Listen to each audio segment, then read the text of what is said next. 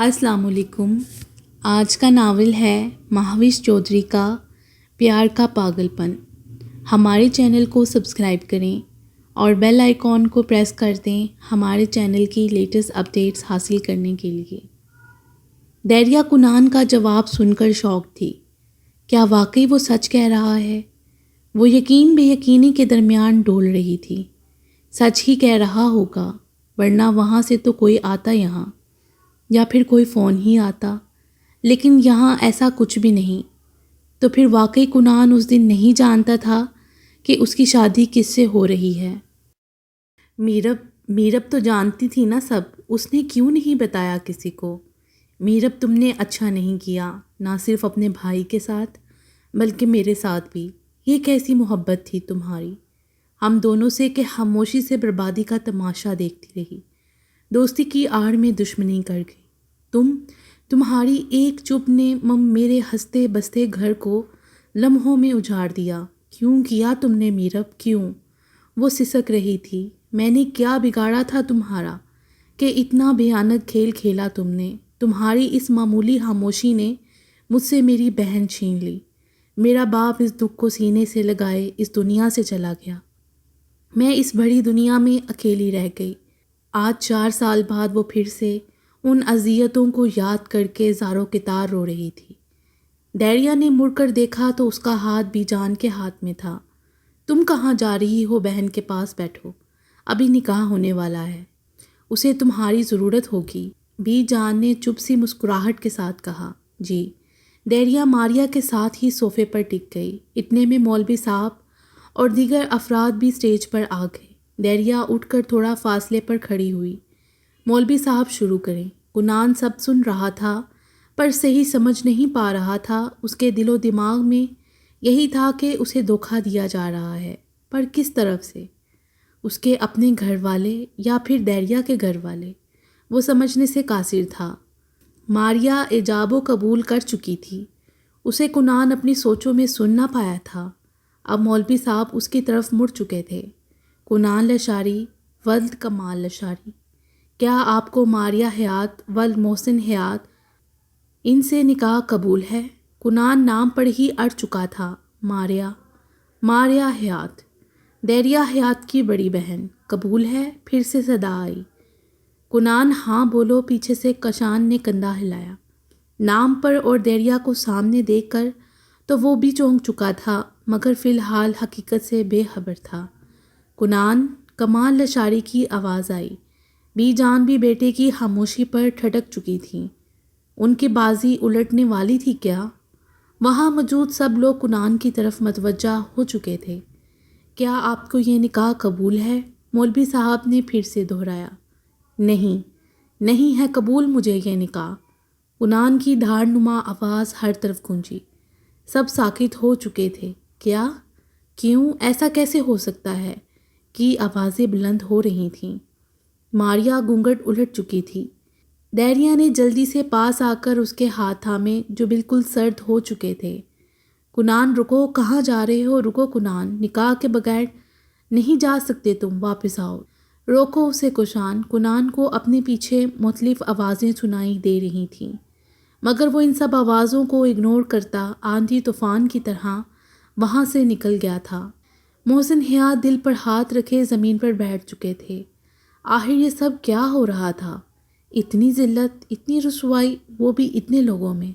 वो डर चुके थे। बाबा, दरिया बाप की तरफ भागी। वो बेहोश हो गए थे। पानी लाओ जल्दी, नगीन की आवाज़ आई। अब सब लोग मोहसिन हयात के गिरे वजूद के गिर्द गेड़ा डाले खड़े थे। हॉस्पिटल, हमें इन्हें हॉस्पिटल ले जाना चाहिए। कशान आगे बढ़ा। रुको, हाथ मत लगाना मेरे बाबा को, दरिया चिल्लाई। क्या कह रही हो बेटी? हमें मोहसिन साहब को अस्पताल ले जाना है। तबीयत? कमाल लशारी की बात बीच में ही काट दी गई। हम खुद ले जाएंगे, समझे आप? जो तमाशा लगाना था वो लगा चुके आप लोग। अब दफ़ा हो जाएं यहाँ से, वरना। सरमद नगीन बुलंद आवाज़ में चिल्लाई। जी मैडम, इन सबको दफ़ा करो यहाँ से। मुझे ये घटिया लोग यहाँ नज़र ना आएँ, अंडरस्टैंड?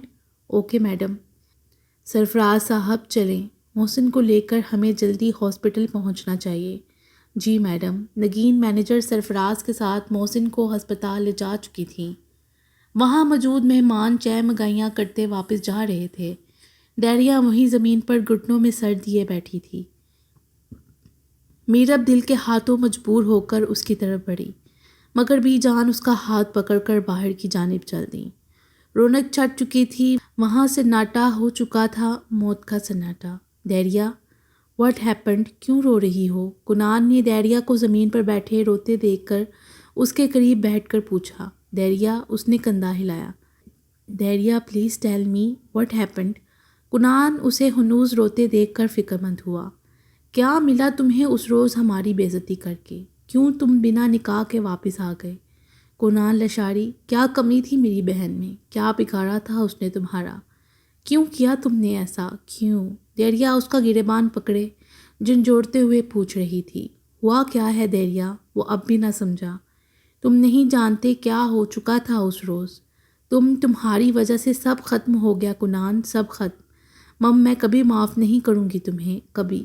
وہ کنان کے بازوؤں میں جھول گئی۔ دیریا کو اس خاموشی سے وحشت ہوئی۔ اس نے گھٹنوں سے سر اٹھا کر اسٹیج کی طرف دیکھا۔ اسٹیج خالی تھا۔ ماریا! دیریا کے منہ سے چیخ بلند ہوئی۔ سب لوگ محسن حیات کے گرنے پر ان کی طرف متوجہ ہو چکے تھے۔ دیریا بھی اسی طرف بھاگی تھی۔ ماریا اسٹیج پر اکیلی تھی۔ اس کے کانوں میں قریب کھڑے لوگوں کی بھیانک آوازیں آ رہی تھیں۔ اف، یہ کیا ہو گیا بیچاری کے ساتھ؟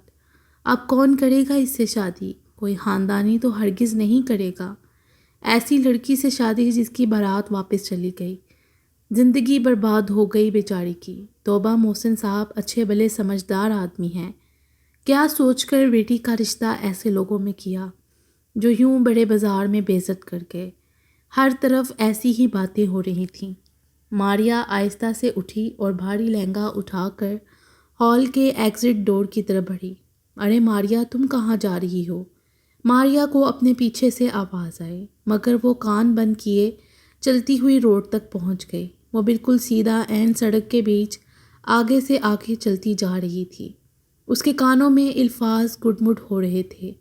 نہیں قبول مجھے یہ نکاح۔ اب کون کرے گا اس بیچاری سے شادی؟ کوئی خاندانی تو نہیں، بارات واپس چلی گئی بیچاری کی۔ مجھے قبول نہیں یہ نکاح، نہیں۔ ماریا کو سامنے سے ادھر ادھر ڈھولتی ہوئی گاڑی دکھائی نہیں دے رہی تھی جس کو کوئی امیر زادہ نشے میں دھت ہو کر ڈرائیو کر رہا تھا، اور غنودگی کی وجہ سے وہ ہچکولے کھاتی تیز رفتار کار کو کنٹرول کرنے میں ناکام تھا۔ موت نے اسی پل ماریا کے دروازے پر دستک دے دی تھی۔ میں نے انجیکشن دے دیا ہے، کوئی پریشانی کی بات نہیں، لیکن کوشش کریں پیشنٹ کسی قسم کی ٹینشن نہ لے۔ جی، وہ پریشان سا بولا۔ اوکے، تو پھر میں چلتا ہوں۔ Take care of your wife. Doctor کنان کے چہرے کی اڑی ہوائیاں دیکھ کر مسکراتا ہوا بولا۔ جی۔ کنان جنپتا ہوا مسکرا دیا۔ چائے؟ نہیں یار، کلینک سے گھر کے لیے نکلا ہی تھا تو تمہاری کال آ گئی۔ اب تو میری بیوی ہائی الرٹ کر چکی ہوگی سب کو، اور تمہارا دوست یقیناً اپنی CID بنا بھی چکا ہوگا میری تحقیق کے لیے۔ احمر کی بات سن کر کنان کا بے ساختہ قہقہ بلند ہوا۔ یہ تو ٹھیک کہا آپ نے، ویسے ایک کپ چائے تو ضرور ہونی چاہیے۔ کنان ہنستا ہوا بولا۔ نہیں یار، پھر کبھی نہ صرف چائے بلکہ بابی بیگم کے ہاتھ کا کھانا بھی کھائیں گے۔ بالکل ضرور، تو پھر اجازت دو۔ یہ دیکھو ارحم کا فون آ رہا ہے۔ احمر نے ہنستے ہوئے فون اس کی طرف لہرایا۔ چلو پھر میں چلتا ہوں، تم بھابھی کا خیال رکھنا، خدا حافظ۔ کنان احمر ارحم کا بھائی کو گیٹ تک چھوڑنے گیا۔ سامنے سے آتی گاڑی ماریا کو کچل چکی تھی۔ محسن حیات کو سیریس اٹیک ہوا تھا۔ وہ ICU میں انڈر آبزرویشن تھے۔ ڈاکٹر نے ہر طرح کی بری خبر دینے سے منع کیا تھا، اس لیے نگین حیات نے انہیں مطلع کیے بغیر ہی ماریا کی میت کو دفنا دیا تھا۔ دیریا کو ہوش ہی کب تھی کہ کچھ سمجھ پاتی، وہ تو لٹی پٹی سی اکیلی رہ چکی تھی۔ اس کی بہن اس کے گھر سے رخصت ہونے کو نکلی تھی، اور واقعی رخصت ہو گئی تھی ہمیشہ کے لیے۔ وہ یہ حقیقت قبول نہیں کر پا رہی تھی کہ اس کی ماں جائی اسے اکیلے چھوڑ کر جا چکی ہے، اور وہاں اسے اس حقیقت کو یقین دلانے والا بھی کوئی نہ تھا۔ وہ اکیلی رہ گئی تھی۔ 2 ہفتوں بعد محسن حیات ہاسپٹل سے ڈسچارج ہو کر گھر آ گئے۔ دریا باپ کو دیکھ کر بے قابو ہوئی، ان کے گلے لگ کر خوب روئی۔ بابا، ماریا چلی گئی ہمیں چھوڑ کر۔ بابا، وہ اتنی جلدی کیوں چلی گئی؟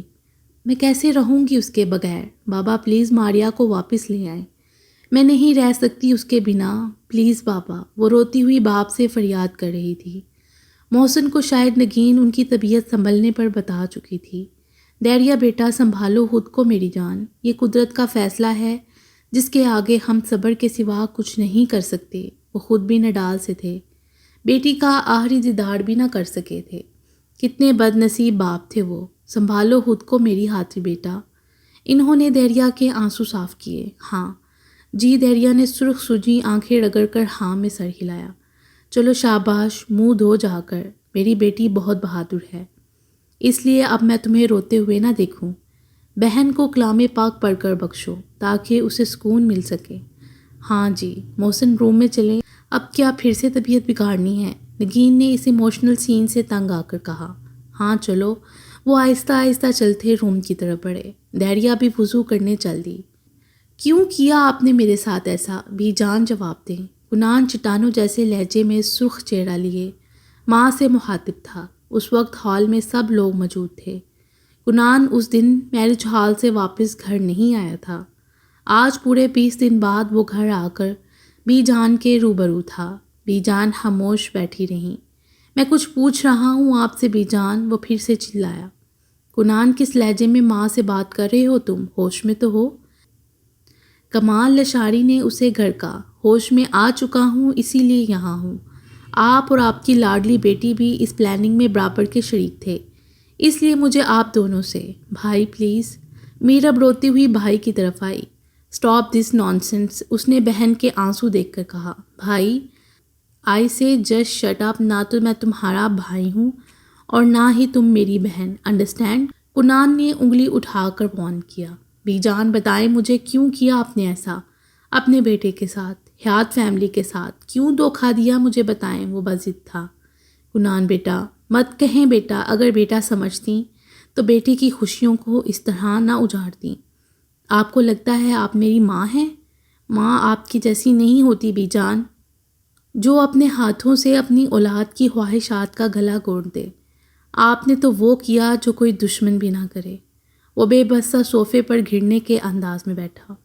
کنان، تم اس وقت غصے میں ہو، اس لیے اپنے کمرے میں جاؤ، اس بارے میں پھر بات کریں گے، کمال لشاری نے تحمل سے کہا۔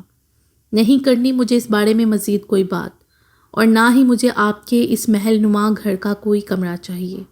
میں جا رہا ہوں یہاں سے سب کو لات مار کر، اور دوبارہ یا تو میری میت یہاں آئے گی یا پھر میں تب آؤں گا جب بی جان اپنے کیے کی معافی مانگیں گی حیات فیملی سے۔ یہ کیا کہہ رہے ہو کنان؟ کشان کی خاموشی ٹوٹی۔ ٹھیک کہہ رہا ہوں بھائی، وہاں جو کچھ بھی ہوا اس سب کی ذمہ دار یہی ہیں اور یہیں سدھاریں گی بھی۔ صاحب جی، باہر کوئی لڑکی آئی ہے، ملازمہ نے مداخلت کی۔ کون؟ حسان لشاری نے پوچھا۔ نام نہیں پوچھا ان سے، کہہ رہی تھی مجھے کنان لشاری سے ملنا ہے۔ اچھا بھیجو یہاں۔ کشان نے لڑکی کو ہال کمرے میں آنے کو کہا۔ چند منٹ بعد جو وجود چادر میں لپٹا ہال میں داخل ہوا، اس کو دیکھ کر سب ساکت ہو گئے، خاص کر کنان۔ دریا کو ہوش آیا تو اس نے کروٹ بدلنی چاہی، مگر ساتھ لیٹے وجود کی وجہ سے وہ ایسا نہ کر سکی۔ لیمپ کی مدھم روشنی میں دریا کو اپنے ساتھ لیٹا کنان نظر آیا۔ یہ کیوں یہاں سو رہا ہے؟ اتنی ہمت اس کی کہ یہ اس طرح فائدہ؟ دریا کے دماغ میں جماکا ہوا۔ اسے یاد آیا کہ وہ روتی روتی بے ہوش ہو گئی تھی، اور یہ یہاں یقیناً میری تمام داڑھی کو موجود ہے، پر خبر گیری تو صوفے پر لیٹ کر بھی ہو سکتی تھی، مگر نہیں، ہر وقت ہیرو جو بننے کا شوق ہے لاٹ صاحب کو۔ دریا نے ناک چڑھایا۔ کچھ دیر وہ سیدھی لیٹی سیلنگ کو گھورتی رہی، پھر تنگ آ کر کنان کی طرف کروٹ بدلی۔ اب دریا مدھم روشنی میں کنان کا جائزہ لے رہی تھی۔ وہ سیدھا لیٹا تھا، ایک بازو سینے پر جبکہ دوسرا دریا کے سر کے نیچے موجود تکیے پر ذرا اوپر کو پھیلا رکھا تھا۔ دریا آج پہلی دفعہ اتنے قریب اور غور سے کنان کو دیکھ رہی تھی۔ سوتے میں بلا شبہ وہ بہت کیوٹ لگ رہا تھا۔ دریا کا دل چاہا کہ اس کی ہلکی بڑی شیو کو اپنے ہاتھوں سے چھوئے۔ اس مقصد کو پورا کرنے کو اس نے ہاتھ بڑھایا۔ اور پھر روک بھی لیا۔ لا حول ولا قوت۔ اس نے اپنی سوچ پر لعنت بھیجی اور چپ چاپ پھر سے اس کے نقوش کو ازبر کرنے لگی۔ ہال کے دروازے سے چادر میں لپٹی دیریا اندر داخل ہوئی تھی۔ سب منہ کھولے اسی کو دیکھ رہے تھے۔ دیریا آہستگی سے چلتی ہوئی کنان کے قریب آئی۔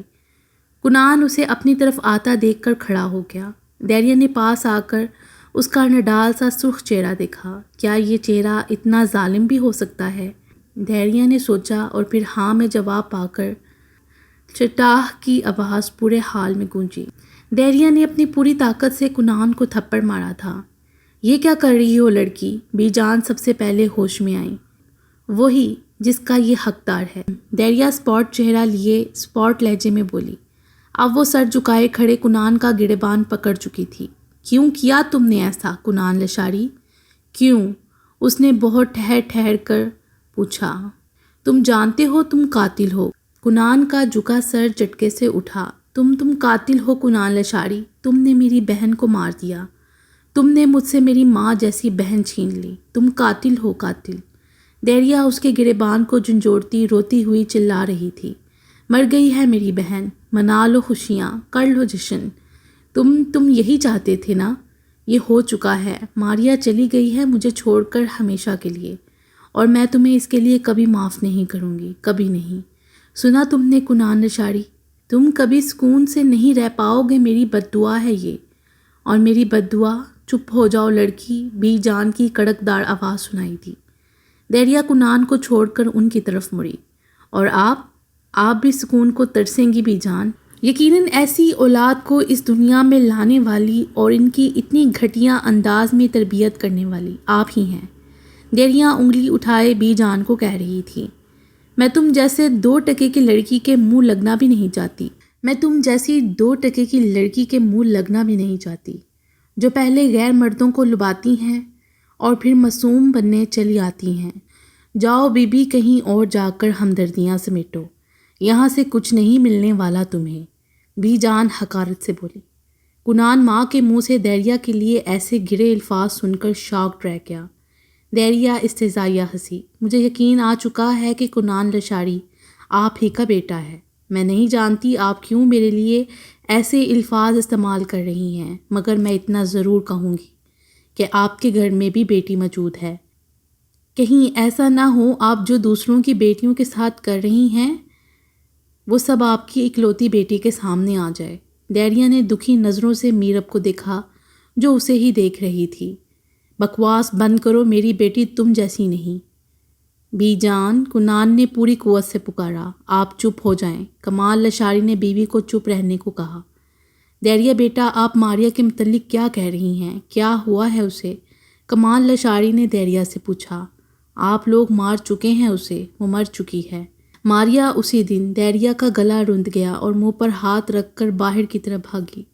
دیریا رکو پلیز، میرب اس کے پیچھے لپکی۔ دیریا، وہ باہر گیٹ کے پاس اس کو روک چکی تھی۔ دیریا، اس سب میں میرے بھائی کا کوئی قصور نہیں، یہ سب بی جان کا کیا ہوا ہے۔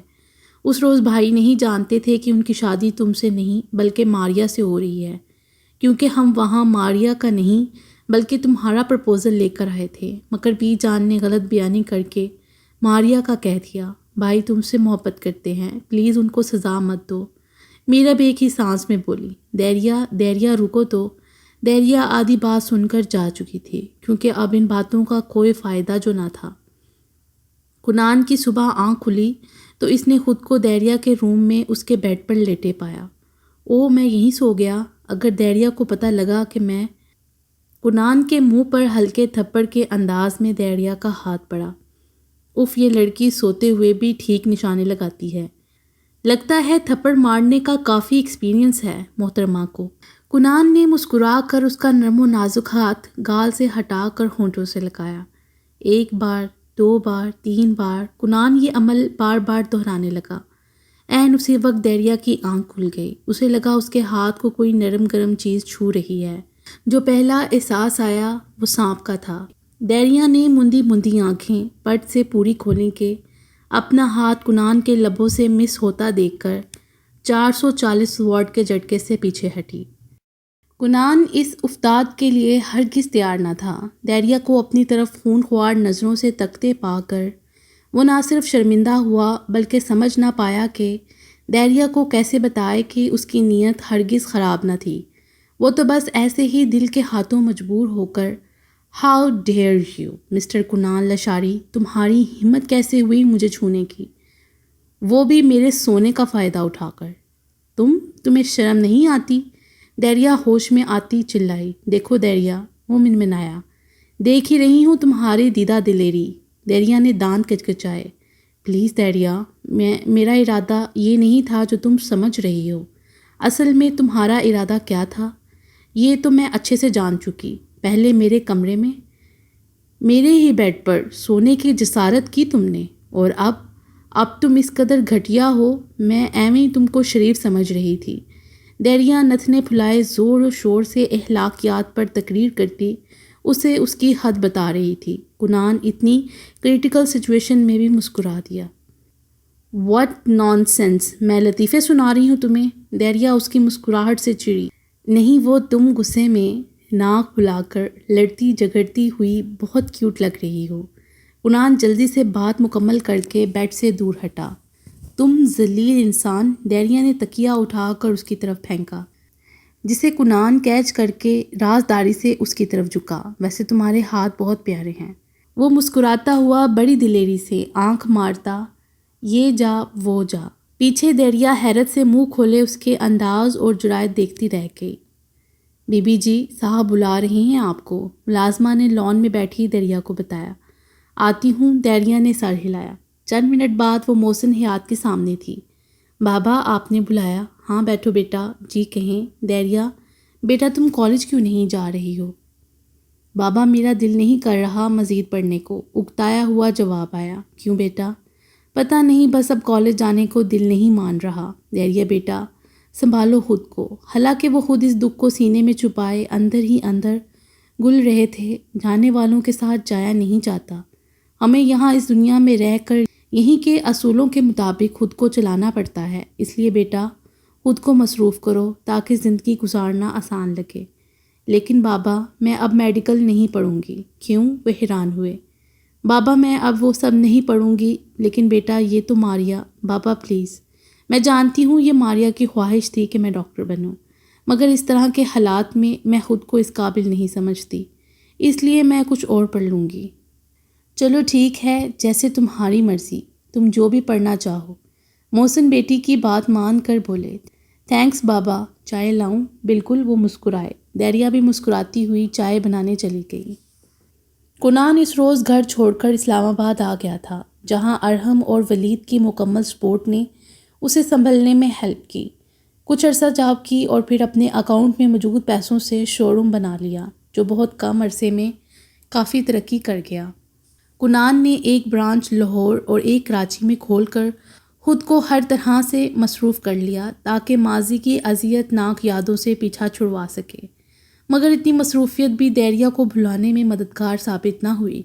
ہر لمحہ، ہر گھڑی وہ کنان کی یادوں میں اور دعاؤں میں شامل رہی، اور پھر اسی طرح ایک روز اس کی دعائیں قبول ہو گئیں۔ اس روز وہ لاہور والی برانچ میں ہی گیا تھا کہ کام کی وجہ سے لیٹ ہو گیا۔ ہوٹل میں روم بک کروا رکھا تھا۔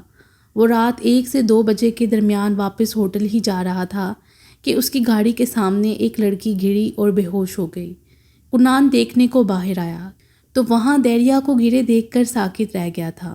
میرب اس واقعے کے 1 ماہ بعد واپس ہاسٹل آ گئی تھی، مگر کالج میں دیریا کو نہ پا کر حیران ہوئی۔ شازمہ، دیریا نہیں آئی آج؟ نہیں، وہ تو پچھلے 1 ماہ سے نہیں آ رہی۔ پرسوں سر نیازی بتا رہے تھے کہ وہ میڈیکل چھوڑ چکی ہے۔ واٹ؟ میرب کو جھٹکا لگا۔ تو کیا تمہیں نہیں بتایا اس نے؟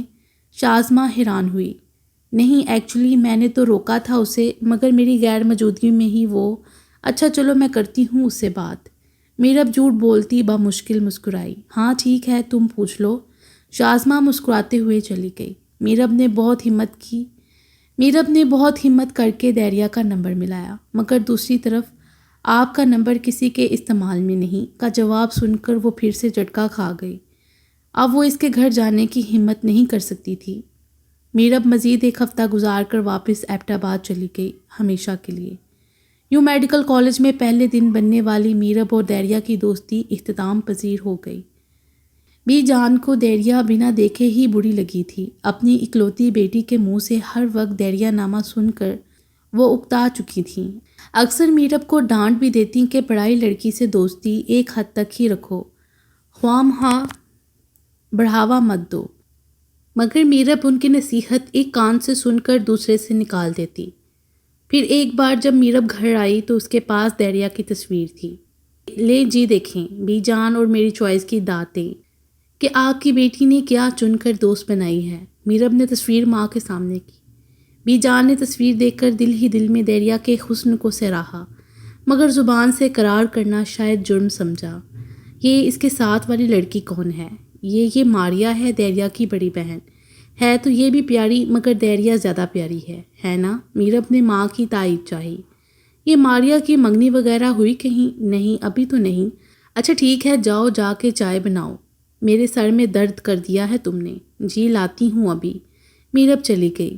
بی جان نے تصویر سامنے کی اور دیریا پر ایک ناگوار سی نظر ڈالی، جبکہ ماریا دیریا کے مقابلے میں انہیں معصوم اور بھولی معلوم ہوئی تھی۔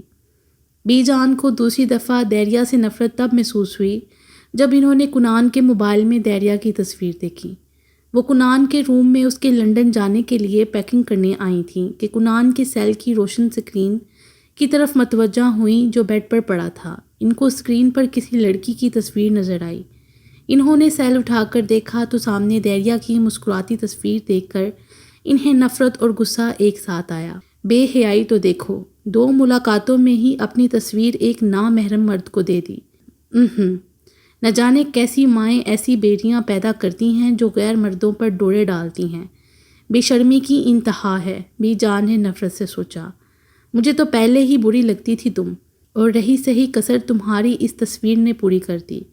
تمہیں کیا لگتا ہے میرے ہیرے جیسے بیٹے کو پھانس لوگی اتنی آسانی سے؟ تو یہ تمہاری خوش فہمی ہے دیریا بی بی۔ تم جیسی گلی گلی منڈلانے والی لڑکی ہرگز میری بہو بننے کے لائق نہیں۔ نہ جانے اب تک کتنے مردوں کے ساتھ چکر چلا چکی ہوگی۔ بی جان حقارت سے دیریا سے ہم کلام تھیں۔ وہ یہ بات کنان سے کرنا چاہتی تھی، مگر پھر یہ سوچ کر خاموش ہو گئیں کہ لندن سے واپس آنے تک کنان کے سر سے دیریا کا بھوت اتر چکا ہوگا، مگر ان کا یہ خیال غلط ثابت ہوا۔ لندن سے واپسی پر جب بی جان نے کنان سے شادی کی بات کی تو کنان کے منہ سے دیریا کا نام سن کر انہیں حیرت تو نہ ہوئی، بلکہ دیریا سے نفرت کا گراف مزید بڑھ گیا۔ وہ اس بات پر کنان سے جرا کر سکتی تھیں کہ دیریا اچھی لڑکی نہیں ہے، مگر پھر چپ رہیں کہ ہو سکتا ہے کنان پچھلے 1 سال سے اس سے رابطے میں رہا ہو۔ اگر ایسا ہو تو پھر وہ ہرگز میری بات نہیں مانے گا۔ تب ہی ان کے شیطانی دماغ میں ماریا کا خیال آیا، اگر میں کنان کی شادی کہیں اور زور زبردستی سے کر بھی دوں گی تو وہ دیریا سے دوسری شادی بھی کر سکتا ہے، مگر اگر اس کی شادی ماریا سے ہو جائے پھر تو دیریا کا کوئی آپشن نہیں بچتا نا۔ یہی سوچ کر انہوں نے کنان کو دیریا کے لیے ہاں کہی، مگر وہاں جا کر ماریا کے لیے پرپوزل دے دیا۔ آج اس واقعے کو 4 سال سے اوپر ہو گئے تھے۔ وہ دل میں خود بھی پچھتا رہی تھیں، مگر زبان سے اقرار کرنا شاید جرم سمجھتی تھیں، اس لیے خاموش تھیں۔ انہوں نے اگر اپنا بیٹا دیریا کا نہ ہونے دیا تو وہ ان کا اپنا بھی نہ ہو سکا۔ 4 سال جدائی کی سزا کم نہ تھی ان کے لیے، مگر پھر بھی وہ جھکنے کو تیار نہ تھیں، یا پھر شاید بیٹے سے واپسی کی توقع کر رہی تھیں۔ باقی انشاءاللہ اگلی ویڈیو میں۔